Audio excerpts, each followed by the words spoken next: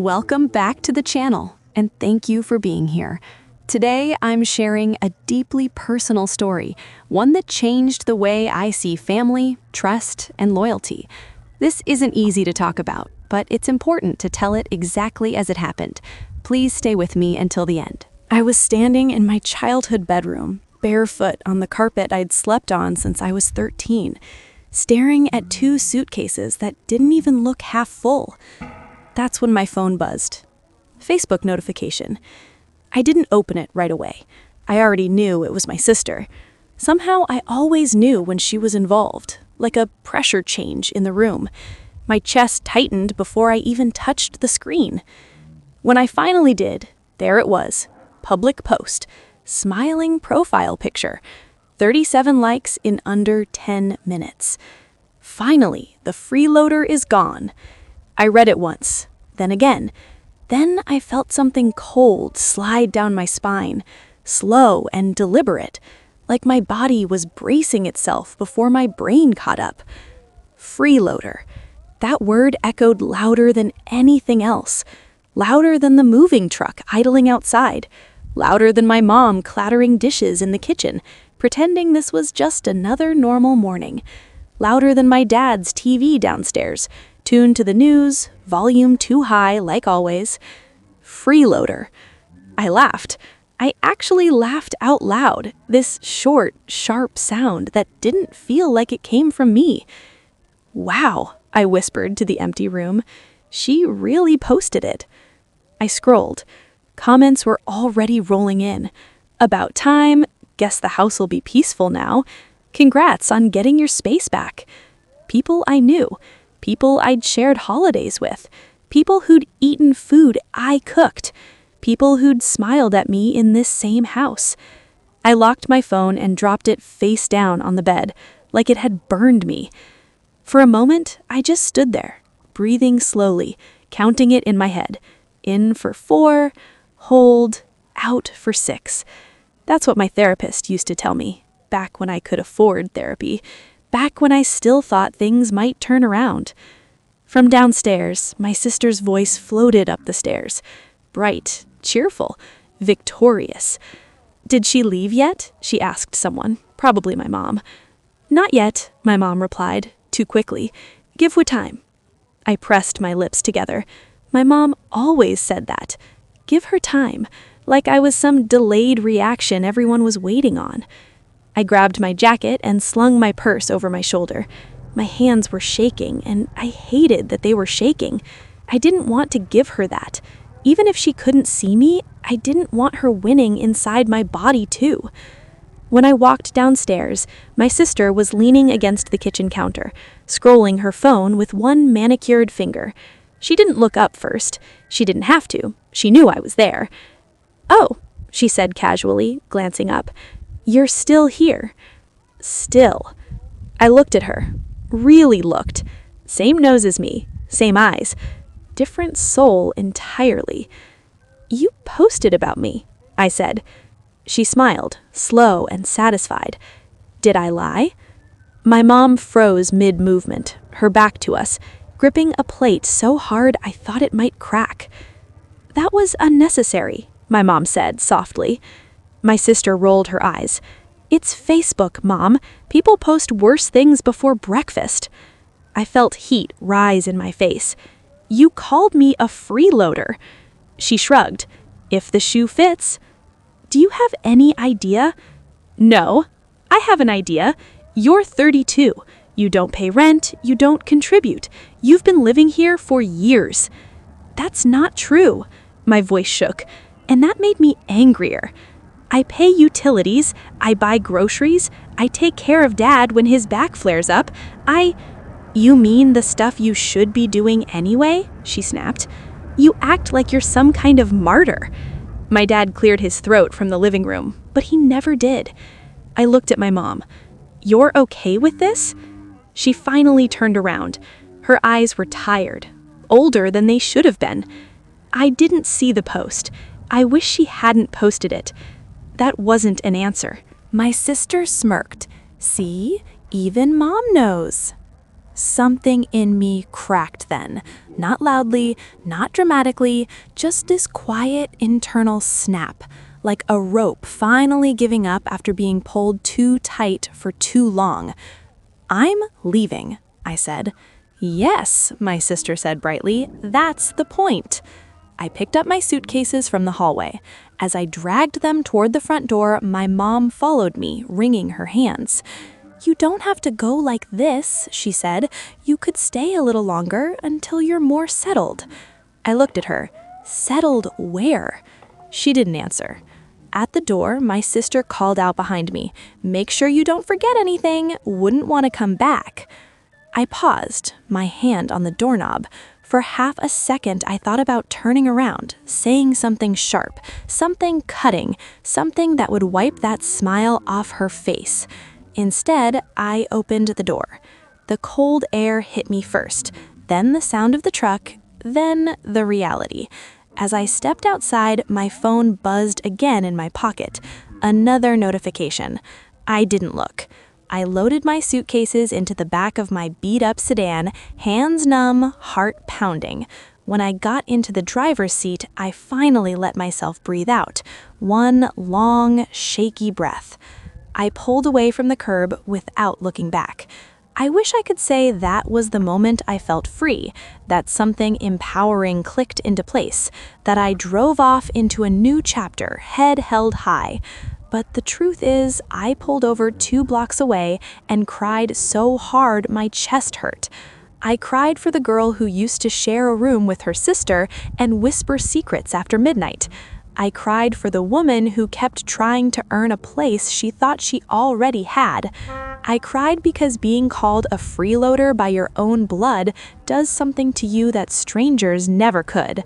When my phone buzzed again, I wiped my face and looked. Another Facebook notification, then another. My sister had commented under her own post, "Best day ever." I stared at the screen, my tears drying into something else, something heavier, something darker. "Okay," I whispered to myself, "if that's how you want to play this." I didn't know what I was going to do yet. I didn't have a plan, I didn't have money, or a safety net, or anyone cheering me on. But as I started the car again and merged back into traffic, one thought settled in my chest, slow and steady. She thought the story ended when I moved out. She had no idea it was just beginning. I spent my first night in my car. Not because I wanted to, not because I was being dramatic, because every place I'd lined up fell apart in a single afternoon, like dominoes that had been waiting for the right breath to knock them over. The friend who said I could crash on her couch suddenly had family coming in. The coworker who promised a spare room stopped replying. The cheap motel off the highway wanted a deposit I didn't have. So I parked behind a grocery store that stayed open late, reclined the seat as far as it would go, and stared at the ceiling of my car like it might give me answers. My phone buzzed again. More notifications. I didn't open Facebook this time. I already knew. My sister's post was gaining traction.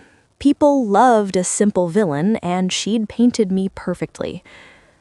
I closed my eyes and listened to the hum of distant traffic, the occasional cart rattling across pavement, someone laughing somewhere far away, life going on, without me. I thought about going back, just for the night, apologizing for something, anything, saying I overreacted, saying she was right. That thought made my stomach twist. "No," I whispered aloud. My voice sounded strange in the dark. "Not again." Sleep came in fragments. Every headlight swept across the windshield, my heart jumped. Every sound felt like a threat. By morning, my neck was stiff and my eyes burned, but I was awake. Fully, painfully awake. I used the grocery store bathroom to wash my face. I stared at myself in the mirror under fluorescent lights that showed everything, every dark circle, every line of exhaustion. "You're not a freeloader," I said quietly to my reflection. My reflection didn't look convinced. I went to work straight from there. Same office, same desk, same fake smile pasted on my face like nothing had happened. I answered emails, I attended meetings, I laughed at a joke my manager made. At lunch, I checked my phone. Curiosity is a cruel thing. The post had over 200 likes now, comments I hadn't seen before. Some people just don't want to grow up. Good riddance. Blood doesn't mean you owe anyone a free ride. I scrolled until my fingers went numb. Then I saw one comment that made my breath catch. My aunt. Well, everyone has their side of the story. That was it. That was all she said. No defense, no question, just that. I locked my phone and pushed my lunch away untouched. That afternoon, my manager called me into her office. "Everything okay?" she asked, too casually. I hesitated, just a second too long. "You look tired," she added. "I'm fine," I said automatically. She nodded, but her eyes lingered on me. "If you need time off..." "I'm fine," I repeated. I left work with a headache and a knot in my chest that wouldn't loosen. I drove aimlessly, not ready to face another night in the car. I ended up in a park I used to go to as a kid, parked under a tree with bare branches clawing at the sky. That's when my phone rang. My mom. I stared at the screen for a full 10 seconds before answering. "Hello?" Her voice was small. "Where are you?" I swallowed. "Out? Are you okay?" I almost laughed. Almost. "She didn't mean it like that," my mom said quickly, too quickly. "You know how your sister is." I closed my eyes. She meant it exactly like that. "She's just stressed. The house, the bills, everything." "So am I," I said, my voice rising despite myself. "But I don't humiliate people online." Silence. Then softer. "She took the post down." That surprised me. It shouldn't have, but it did. "When?" I asked. "An hour ago, when your dad saw it." I pictured my dad sitting in his chair, finally seeing the words on a screen instead of pretending not to hear them echo through the house. "And?" I asked. "And what? And did she apologize?" Another pause. "No," my mom said, "but you know how she is." There it was again, the excuse, the shield, the reason nothing ever changed. "I can't come back," I said quietly. "I didn't ask you to," my mom replied, but her voice cracked. We hung up soon after. No resolution, no comfort, just the familiar ache of unfinished conversations. That night, I slept on the couch of a woman I barely knew, someone from work who'd overheard me mention apartment hunting and offered for a few days. I thanked her too many times. I made myself small. I folded my blanket perfectly in the morning, like that might earn me the right to exist there. 3 days later, my sister messaged me for the first time since I left. "Didn't think you'd actually leave."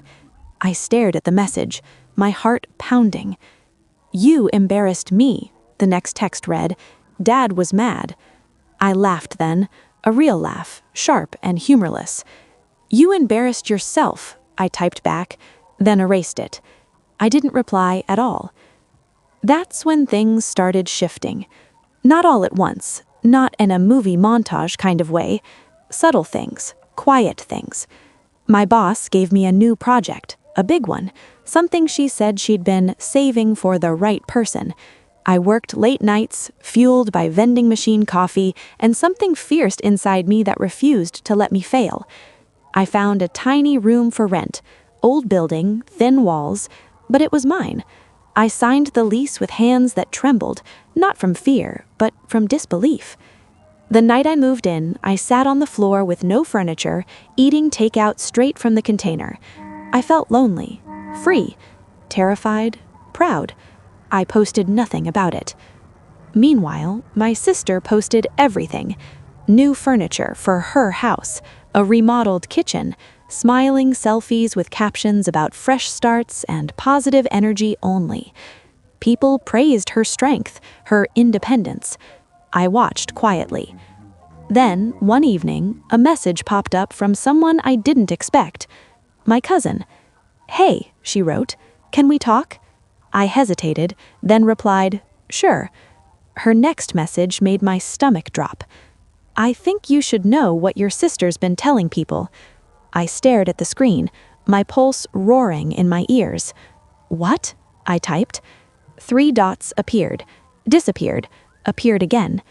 "She says you were kicked out." I leaned back against the wall, my new apartment feeling very, very small. "Kicked out how?" I asked. Another pause. "She says you were stealing from Mom and Dad." My heart slammed so hard it hurt. I sat there in silence, phone heavy in my hand, realizing something chilling and undeniable. My sister wasn't done.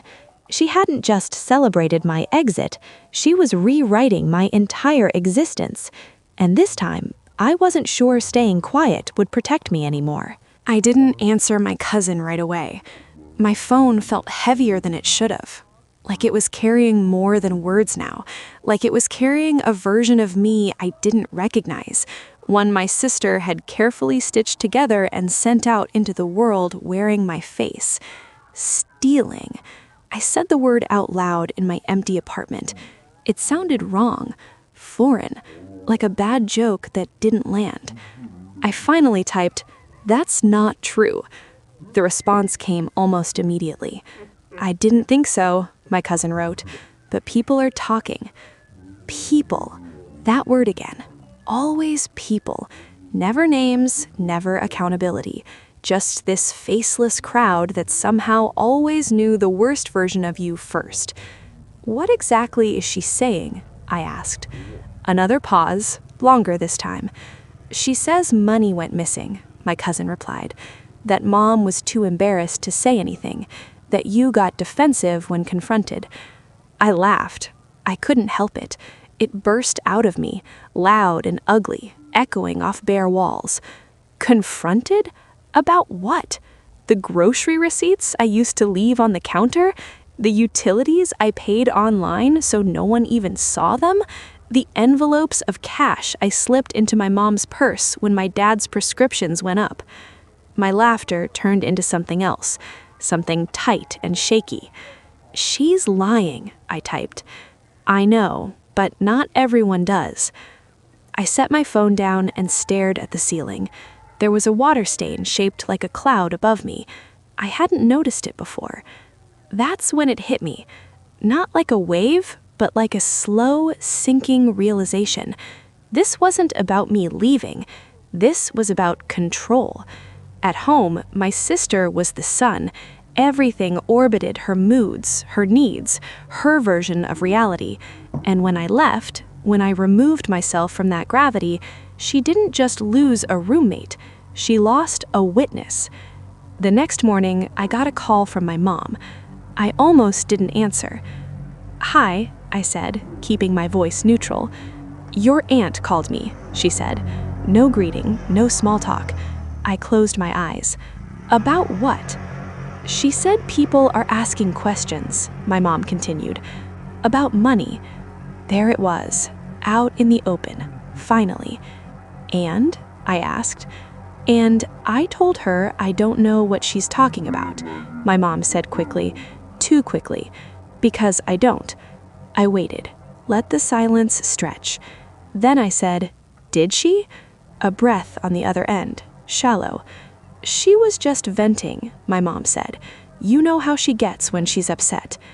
There it was again, the same sentence just dressed up differently. "She's accusing me of stealing." My voice was calm now, too calm. "Are you okay with that?" "No, of course not. But maybe if you talked to her." "No," I said, sharper than I meant to. "I'm not apologizing for something I didn't do." "I'm not asking you to apologize," my mom insisted. "Just clear the air." I laughed softly. "There is no air to clear. There's a fire, and she started it." My mom didn't answer. After we hung up, I sat on the edge of my mattress and tried to remember the last time my sister had taken responsibility for anything. I couldn't. At work, things felt different. Not openly hostile, just shifted. Conversations paused when I walked into the break room. Someone asked me, a little too casually, if everything was okay at home. I smiled. Why wouldn't it be? She shrugged. Just wondering. That night, I opened Facebook for the first time in days. My sister had posted again. A long one this time, carefully worded, no names, just implication. Hard lesson learned.